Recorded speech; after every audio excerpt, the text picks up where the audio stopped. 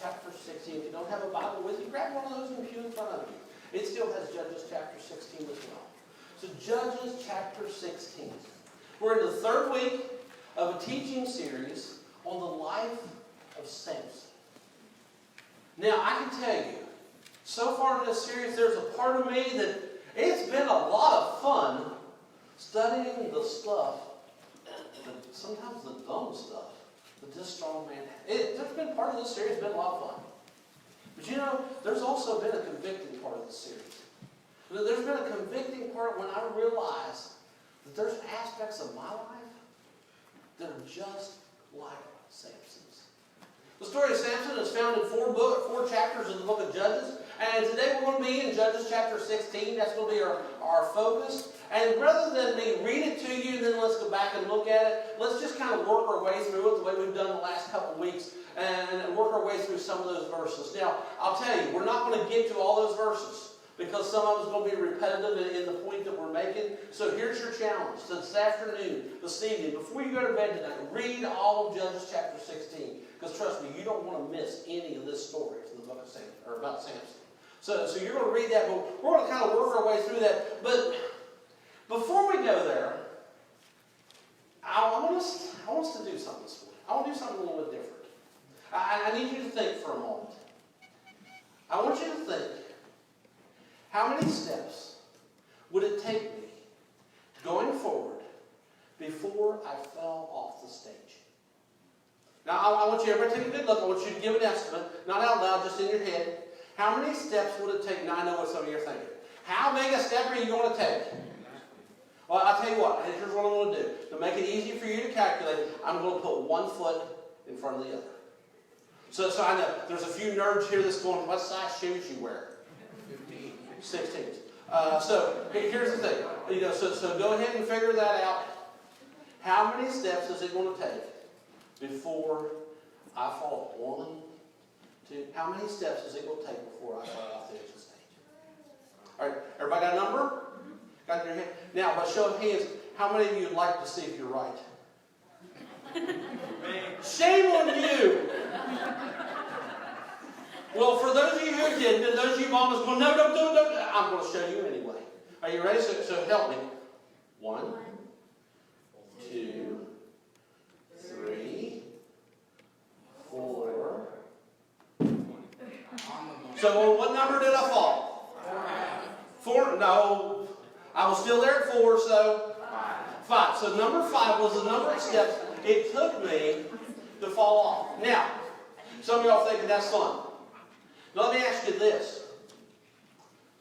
Which one of those steps should I have eliminated to keep me from falling? Now, I'm seeing different opinions. Some of you going first. Don't even take the first step. If you know you're going to fall, don't even take the first step. So some of you go 1. Other of you going 5. That's the one that led to the big thump. But here's the thing I want us to look at. Because I want us to take that illustration. I want us to think about Samson's life.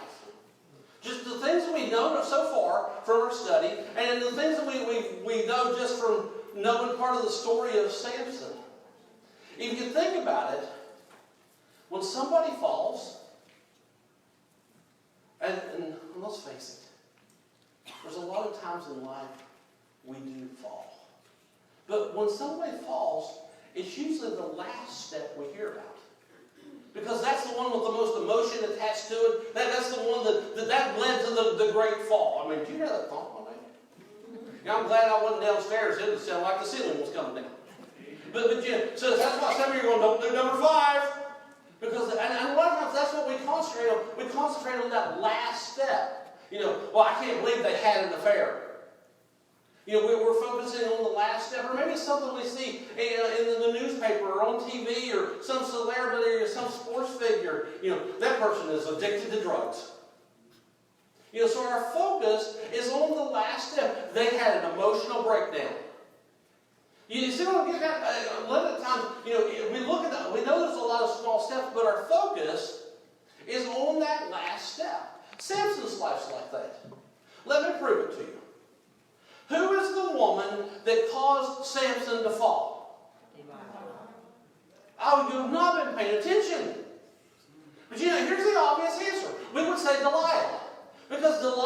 the one we find at the end of the story that leads to that great fall. But truthfully, if you think about what we know about Samson, there was a few women before Delilah, and all of them caused him problems as well. And here's the thing I want us to think about. Life is a bunch of small steps. And sometimes in our lives, we're going the wrong way in small steps. But our concentration is so much on that last step, because that's the great fall, that we think that up until then, we're okay. So if you think about it, if you think about me, and you're thinking, don't take the 5th step. But the truth was, it was every one of those steps that led to my ultimate fall, that would lead to my demise. So when we look at it, you see, in chapter 16, let me kind of give you a summary a little bit. We're going to see the world's strongest man. The Bible says he's the strongest man. So we're going to see the world's strongest man lose all his strength, captured by his enemies, have both of his eyes plucked out. We're going to see him shackled up and paraded around like a circus animal so that the Philistines can make fun of him. This is what we're going to see from the Bible's strongest man. So you have to ask, how can a man who earlier ripped a lion in half end up with his life ripped into? Which step was it? Now, I'm going to do this teaching lesson backwards. I'm going to give you the summary. Then we're going to go back and look and see how we got it. Here's the summary. Here's how I think it happened. Samson didn't ruin his life in a moment. Samson ruined his life one small step at a time. Samson's life wasn't ruined with Delilah. We've already looked at some of the backstory. Samson's life was ruined, or on the way to that big fall, before he even got to Delilah. One small step at a time. But often we think of the moment. Let me show you how this plays out. Let's start in chapter 16, verse 1. Then went Samson to Gaza. Now, just stop there for a moment. Then went Samson. Now, here's where we left chapter 15. You remember, he got mad, Philistines got mad, he got madder, they got madder, and it was kind of back and forth. Into the chapter, Samson has killed over 1,000 men with the jawbone of a donkey. So now, he's feeling a little better about himself. After doing that, he kind of calms down a little bit. He went back home to his father's house. Calms down. And it says, then went Samson to Gaza. Now, the word went there doesn't mean he got on a camel or a donkey. The word went, the Hebrew base for that is actually he walked. Then walked Samson to Gaza. Now, there's a couple problems with that. Problem number one, no Israelite who followed God would go to Gaza. I mean, let's face it, the Philistines had little Philistine cities all over Israel. The capital of those Philistine cities was Gaza. You say, well, why were there Philistine cities not in Israel? It's the cycle of the judges. Israel would follow God. And after following God for a little while, they'd kind of turn their own way, start doing their own thing, and they'd walk away from God. So in order to bring them back, God would send an oppressor. And the oppressor would come, usually another nation, and take them under control and rule Israel for a while and be in control of Israel. And then the people would realize the error of their ways. They'd call out to God. God would send a judge. Samson was one of those judges. Send a judge to deliver them from the oppressor. This particular time was the Philistines. So the Philistines are set up cities, but the chief, the capital city of the Philistines was Gaza. So this would be, what this says, when it says, then walked Samson to Gaza. Samson decided one day he kind of got over his mad spell. So he decided to walk to the capital city of his enemies. Samson wouldn't have a single friend there. he decides to go. So then walk Samson to Gaza. So number one, it was a Philistine stronghold. But number two, Gaza was 45 miles away from Samson's hometown. So for him to go from where he lived, in his father's house where he done went after his bad, killed a bunch of people, to Gaza, the coastal town, it was 45 miles away. It would be like me saying this morning, okay folks, you know what? When I leave church today, I'm going to take off and I'm going to walk to One Go. Now what's your first, yeah right, thank you for the vote of confidence. What's your first thought when I said that? Yeah, right. Most of you thought, why are you going to One Go? If you're from One Go, sorry. If you're a foreigner and think it's a NATO, sorry for you too. But if you're going to One Go, you're going, why? Why would you go there? See how much flooding there was. There's nothing there. Water now. But why would you go? And that makes just about as much sense as Samson walking 45 miles to the capital city of his enemy. But you know what? Read a little further, you figure it out. It says, then went Samson to Gaza and saw there a harlot. Why did Samson walk 45 miles to the capital city of his enemy? There was a prostitute there. Now, what seems to be Samson's downfall through his life? Women. Here he is. He's going 45 miles to the capital city of his enemies because there's a prostitute there. The rest of the verse says, and he went in unto her. When you read that in the Hebrew, you know what he did. He didn't just go for supper. So he went, and he walks to spend the night with this prostitute. But you know what? How many of us, you're going, I wouldn't walk 45 miles for nothing. You're all looking at me going, you couldn't even walk 45 miles. But how many of us would take so many small steps? Because here's what we think. We think that our fall happens in a moment. But Samson didn't ruin his life in a moment. He ruined his life one small step at a time. And you know, it's the same way with us. We ruin our lives. We ruin our walk with God. We ruin our testimony one small step at a time. You know, can you imagine Samson's mind as he's going there? I mean, it wasn't like he was there in a heartbeat. It's 45 miles. So he's walking along. He's rationalizing. You know, well, I'm just going to look. I'm not going to touch.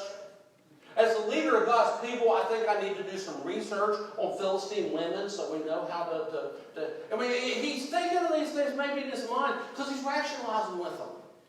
And he's trying to work his way through. Because we look at it, we think, oh, when he got there, it was like, oh no. I can imagine him thinking, I can handle this.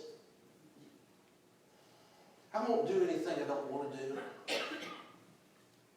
But it brings us, it never happens in a moment. I tried to do a little figuring this week just to kind of give you an estimate. How many steps? How many small steps? No, not 1 foot, just walking. How many small steps from his hometown to Gaza? Closest I could figure, somewhere around 90,000. So 90,000 steps. 90,000 times he could have said, what am I doing? Why am I going to Gaza to a prostitute? 90,000 times he could have went, you know what, Samson? This is pretty dumb. So it wasn't just the fall. It was 90,000 small steps that led to that fall. It's not the moment. It's the steps leading up to it. You know what? I think I've never met a man who come up and said, you know what my 10-year goal is? In 10 years, I'm going to be a full-fledged alcoholic. I've never had someone go up and say, my goal for 10 years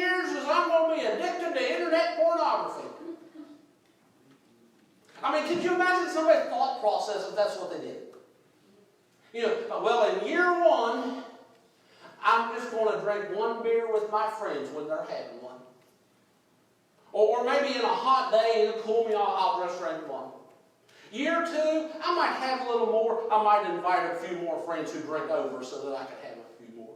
Year three, by that time, you know, I'm kind of drinking a little more, or I'm on the internet a little more, watching the porn. Or by year five, I'm now spending a good deal of my money on this. By year 10, my life's totally ruined. My marriage is ruined, my life split apart, things. Nobody ever does that. So nobody sets out to go, you know, hey, well, guess what? Down the road, I'm going to have a great fall. But you know what we do? We take one little step. One drink won't hurt me. Well, it hasn't hurt any of my friends. They're doing it. One picture on the computer, I can stop at any time. And we keep on taking those steps. You know, maybe you're on the computer and you're thinking, you know, whatever happened to my favorite actress from such and such a show? And you look her up and all of a sudden it's like, whoa, click. Well, now, maybe I shouldn't do that. The next day you're on the computer, it's like, I wonder if it's still there. Click. Oh, there's another one. Click. One step. 2 steps. 3 steps. Before you know it, click, click, click, click, click, click, click, click. You're 90,000 steps down the wrong way. It's not the last step. Every single step leads to our fall. Now, right now today, I don't know what steps you're taking. Maybe for you, it is pornography. You know what? That's one of the biggest cripplers in the United States of males in a relationship. Is pornography. So here's a good chance. As many guys as we have in this room this morning, there's probably some. Or maybe it's alcohol. Maybe your steps is drugs. Well, the doctor prescribed them. I just kept taking them. Maybe for you, let's go on and on. So many things. You know, I don't know. But here's what I do know. I do know that whatever small steps that we've been taking, maybe God has you here this morning to get your attention. Because as we look through chapter 16, I want us to see 4 small steps that Samson took that I believe are the same 4 small steps that leads to our fall. Same ones. Here we go. Step number 1. You underestimate your enemy. Look at verse 2. And remember where we left him? Samson walked 45 miles to Gaza, the center city and the chief city of his enemy, to see a prostitute. And he went in and stayed with her. Verse 2. And it was told the Gazites, saying, Samson has come hither. And they compassed him and laid in wait for him all night in the gate of the city. And were quiet all the night, saying, in the morning, when it's day, we'll kill him. Now, when we look at that, here's what we see. Samson's here. He's here. He's right here in our town. Somebody saw him. This is the prostitute's house. He went in. He knows he's going to be there. Let's circle around and let's kill him. But here's what they did. It's kind of dark outside. You know, he walked 45 miles to get here. Let's get some rest. And in the morning when we can see, then we'll kill him. Let's wait. Go ahead and just stay here, but go to sleep. And in the morning we'll wake up. When Samson comes out, boom, we'll get him. That's their plan. Look what verse 3 tells us. And Samson lay till midnight, and arose at midnight, and took the doors of the gates of the city, and the 2 posts, and went away with them, bar and all. So as we look at, they're waiting. Let's just wait till morning. So Samson comes out. Can you picture this? Samson comes out of the prostitute's house. He kind of walks out on the porch and he's going down the steps and looks, and there's all these Philistines, all these men from Gaza. And they're laying there with their swords sound asleep. Well, Samson might do some dumb stuff, but he's not. He can figure this out. I bet they're here to kill me. Now, you'd think at that point in the story, that would be the point where Samson says, thank you, God, for delivering me from this. I've done wrong. God, thank you for this. And he runs home, back to his father's house where he repents and follows God. You'd think that'd be it, right? Not Samson. Look what he does. It says he goes and he takes the gate of the city. Not just the gate, but he takes the post and the bar as well. Now, folks, this isn't the gate that's in your backyard. This is the city gate. This is big enough that they open it up that they can come in and out with carts or their herds or their oxen or their armies or what. So this is huge. It's probably a heavy, thick wood. Most say probably overlaid with some kind of metal. So the post to hold this thing up would have been huge. So, and then the bar across the top. So Samson, he takes the gate, the post of the city, and look what he does with it in the end of verse 3. And he put them on his shoulders and carried them up to the top of the hill that is before Hebron. So Samson takes these things, and he takes them, instead of coming out and looking and go, man, they were here to kill me. Thank you, God, for delivering me, repenting of his sin and changing and going home. No. He underestimates his enemy. He taunts them. While they're sleeping, ready to kill him, he takes the gate of their city, and it says he takes them to the hill overlooking Hebron. Now, that doesn't mean he carried the gate and the post up to the top of the hill in the direction of Hebron and set them down there. He took this massive gate. Hebron is 20 or 35 miles away. And most believe that this means he took it to the hill right before you get to Hebron. You know what he was doing? He was taunting his enemy. Too strong for you. You can't catch me. Yeah, I walked to your town. I come right into your stronghold. I stayed with one of your prostitutes. And there's nothing you can do about it. You know the sad part? I see men, I see women today struggle much in the same way. Maybe their struggle is with a substance. I'm struggling with a substance, and I keep it in my house. I struggle with an addiction, but I got some in the car. I'm struggling with pornography, but they refuse to protect their devices. I see men, I see women struggling with their finances. I'm not going to buy anything. I'm just going to look. But we're struggling with the credit card. Folks, what are we doing different than Samson? Absolutely nothing. Why? Because we think we're strong. We can handle it. And I know some of you women are going, hey, honey, listen to this. Women do the same thing. That's just a romance novel. It's only 50 shades of gray. I can handle it. It's no big deal. It's not going to affect me. But guess what? Which step leads to the fall? Samson, one of his biggest problems was he underestimated his enemy. I'm stronger than they are. I can handle it. But you know what 1 Peter 5:8 tells us? 1 Peter 5:8 says, your enemy, the devil, prowls around like a roaring lion, looking for someone to devour.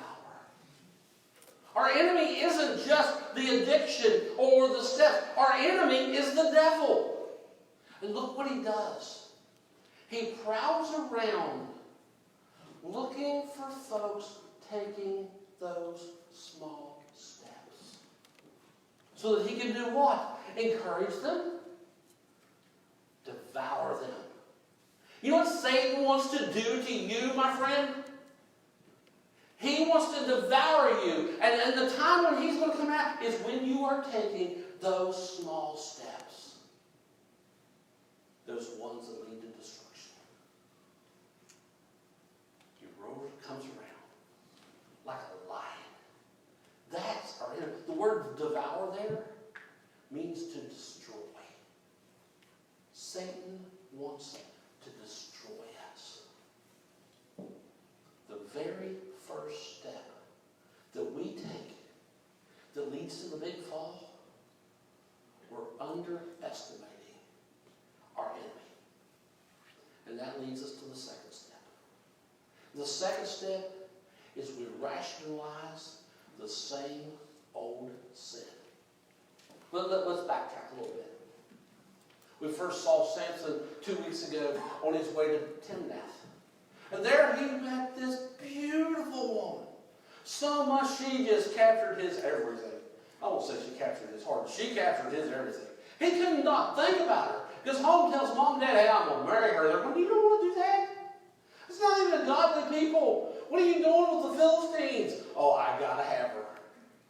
Well, that led to a mess, didn't it? Then we find him here in chapter 16, walking 45 miles to the hooker's house. Well, that didn't end up too good either. You know, so what's he doing? He's fallen into trouble time and time again. Now you'd think after the second woman that we know about that's ended in disaster, you'd think he'd learn his lesson, right? Go to verse 4. And it came to pass afterward that he loved a woman in the valley of Sorek, another Philistine area, whose name was Delilah. Delilah. Now we've heard of that one before, right? Another Philistine woman.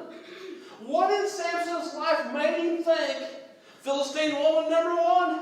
Oh, that was a mess. Philistine woman number 2. That didn't end up so well either. Philistine woman number 3. I think this is the one. Third time's the charm. But what would make him think of that? Why? Because he's rationalizing the same old sin. Can you imagine? Hey, I think this is the one. First two didn't work out too good, but this is it. You know what the name Delilah means? The root of the word Delilah means to dangle or flirt. Fitting, isn't it? Now what's the enemy do? Seeks those who are taking those small steps to dangle, to flirt with that way that we're going. To dangle that in front of us.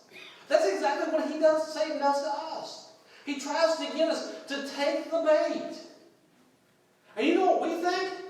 Oh, I'll be okay. Well, one more step won't hurt me a bit. What are we doing? Rationalizing the same old sin that Samson's rationalizing. We rationalize that sin. It's just, this is not one thing. And how many times have I heard, this is my one bad habit? What are we doing? Well, the rest of them, well, that's okay, so I guess one won't hurt me. We're rationalizing the same old sin. And you know what happens? When we begin to rationalize the same old sin, we begin to take the third step. Step number 3, we overlook obvious warning signs. Now, you'd think by now, Samson's getting hooked up with the third Philistine woman. What did the first one do? Made a bargain with her townspeople to try to trick Samson. With the second one, well, I don't know that, well, we know what she did. It ends up, they're trying to kill him. Third, you kind of think by now, I know what you're thinking about Samson. This guy's all brawn and no brain. You know, isn't he someday going to get the picture, don't mess around with Philistine women? Well, it gets better than that. Look at verse 5. And the lords of the Philistines came to her, this is Delilah, and said unto her, entice him, and see where his strength lies, and by what means we may prevail against him, that we may bind him to afflict him, and we will give thee every one of us 1,100 pieces of silver. All right, Philistine woman number one, the lady from Timnath. She made a bargain. That way she didn't pay when any burned. Number two, well, they're waiting outside. Word got out. Samson's here. Number three, here's what we want you to do. Find out what makes him strong. And if you can do that and we can get him, we will each give you. This is an equivalent probably somewhere around $1 million. Talk about a bribe. So guess what she's going to do? Same old thing that's happened time number one. Number she agrees. Look at verse 6. And Delilah said to Samson, now you got to love this. She may have been a looker, but tell me, I pray thee, where in thy great strength lieth, and wherewith thou mightst be bound and afflicted. Now, the first one at least was sneaky about it. She brought on the waterworks. Oh, you don't even love me. You won't even tell me the answer to the riddle. Not Delilah. So, Samson, I'm wondering, what makes you so strong? What can I do to you that would cause you to get beat up? I mean, picture it this way. Imagine, guys, you have taken your wife out for a romantic evening. You've taken her to a nice place to eat. And you're in the middle of dessert, so it's just been a wonderful evening. And all of a sudden she looks at you and she says, honey, I've been thinking, what's the best way to tie you up and kill you? What are you going to do? Well, dear, here's what you would do. I sleep pretty soundly and... No! I think if Holly would ask me that, I'd probably run. Maybe call the cops. Because I want to take this serious. But what's Samson do? He overlooked 4 times. You read it 4 times. She's going to do the same thing, asking him the same question. Now, I know some of you ladies, you're thinking, I don't understand this. But because you're wondering, the ladies here are wondering, can a man be that stupid? Yes. Now the guys know the answer to that, but the ladies are wondering, can a man be that stupid? Can a man get so wrapped up so much in a woman that he just almost completely shuts down any rational thinking and does dumb stuff? Can a man do that? Yes. Some of you think you know the answer to that. Let me tell you. If you haven't figured it out, I'll help you. Men are actually very simple. And here, men don't desire a lot. They want food, sex, and every once in a while, a pat on the head. Just kind of, honey, thank you so much for being such a helper. I'm so proud of you for picking up your dirty underwear and putting them in the head. I know that was hard for you, but just thank you. I wasn't trying to convict anybody, my goodness. So sometimes, but truthfully, if a guy's going to be honest, that's good enough. Now, you want to see what really controls? All you married women, when you get home today, tell your wife, or tell your husband, he can only pick one. And see what he chooses. Your grocery bill is going down. Let's face it. Yeah. We didn't do that though. But here's the thing. Many of us, many guys right here, struggle with things. It may not be of the sexual nature. Maybe it's not internet pornography but maybe it's something else. Let me ask you to think about something for a moment. What's the obvious thing that you're overlooking? Maybe everybody else sees it, but you don't. Maybe folks have tried to tell you, hey, buddy, you sure you want to go down that road? But you're so focused on the sin that you're overlooking the obvious warning signs. Because when that happens, I can guarantee you go to step 4. And step 4 is we ignore the cost. 4 times. 4 times Delilah asked them, honey, what makes you so strong? What would I have to do to you to be able to kill you? 4 times. Not 1. It wasn't just in jest. Not 2, not 3. 4. First 3 times, what's he do? He tells her something else. She runs off and tells the folks, hey, he said if you bind me with so many brand new cords, and they walk in and he's like, nope, wasn't it? But finally, number 4, he tells her the truth.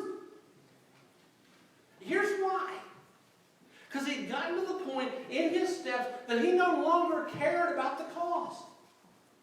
He just assumed that from that point, he had this handled. I'll tell her the truth. It's not going to matter. I'm the toughest man there is. But when he tells her the truth, as you read the story, he says, you know what? I made this vow to God. And part of the vow is I can't cut my hair. And if I cut my hair, I'm disobeying the vow, I'll lose my strength. So that night when he goes to sleep, cuts his hair. Cuts his hair. Ties him up, calls the Philistines to come and get him. Look at his response in verse 20. You don't think he ignored the cost? Jump down to verse 20 real quick. And she said, the Philistines be upon you, Samson. And he awoke out of his sleep and said, I'll go out as other times before and shake myself. But he did not know that the Lord had departed from him. He knew the cost. He knew the price. But he was so wrapped up in his sin, he totally ignored it. To the point when he told her the truth, he thought, I'll just go out and whip them like I do every other time. But you want to see the saddest statement in Samson's life? It's the end of verse 20 there, when he says that he did not know that God had left him. I wonder this morning, how many men are listening? How many women? You're living your life believing, I'm a Christian. And you're living in your own strength. Because you do not realize God's not giving you his. Well, my business might be a little shady, but that's not going to hurt in the long run. Maybe your small steps. God don't care that I'm living with somebody I'm not married to. That's not going to bother. My anger only comes out at home. All the people in church think I'm a great Christian. I only drink occasionally. The only reason I view porn is to be an aid in my marriage.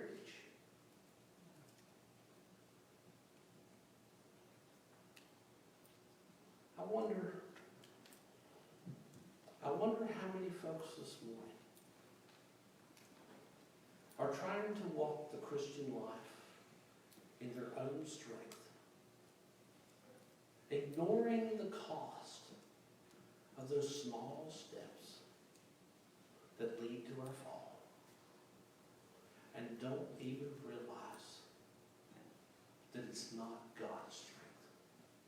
It's only ours.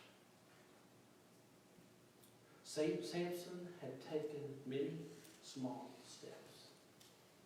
Verse 22 gives us his fall. Verse 21, sorry. But the Philistines took him and put out his eyes and brought him down to Gaza and bound him with fetters of brass. And he did grind in the prison house.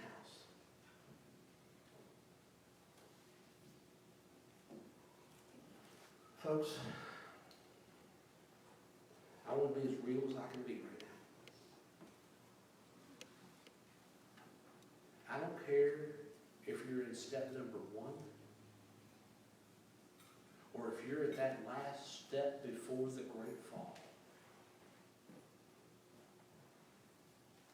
It's time to turn. We don't know when that great fall is. We can't flirt with danger. It's time to turn. And by turning, I don't just mean saying, well, I think I can handle it if I give up this for a little bit. I mean turn from that sin to follow Jesus Christ. Whether you're in that first step, I've just been thinking about it. One will hurt. Or maybe you're 89,900 steps down the way. It's time to turn. Because, folks, we can't continue making small steps in the wrong direction and follow Jesus. Here's where I want to leave you this morning. Maybe this morning God's convicted you that for something in your life, maybe you don't even think it's a big thing, but God's telling you your small steps are going the wrong way. I want to challenge you to turn. The Bible word for that is repent. And that's confessing our sin, not just being sorry for it. Being sorry, we'll do it again. But confessing it to Jesus Christ to get his forgiveness. He's the only one who can forgive us. Being forgiven by him and turning from that sin and following him. Because you notice, if this is going the wrong way, when we turn to Jesus, all of that's behind us. I want to ask you this morning, what direction is your small steps leading you? Is it time to turn? Father God, thank you for your word. Thank you, God, for every person that you've allowed to hear your word. And Lord, I want to pray for every small step in the wrong direction. That as you convict us now, that we turn now and follow Jesus. Or maybe there's folks here this morning, they're walking down that wrong path. I pray, God, as you convict them, that they will seek your forgiveness. Turn from it, not continue in it, turn from it to follow you. Or maybe there's folks here that for the first time realize their wrong path has been the path of the enemy.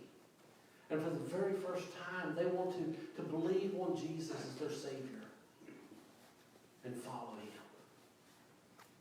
Or maybe it's folks with worries, fears, other types of cares. But they will cast them on you and turn and follow you. But whatever you want to do in our life, I pray that today, God, we respond and say yes. In Jesus' name I pray.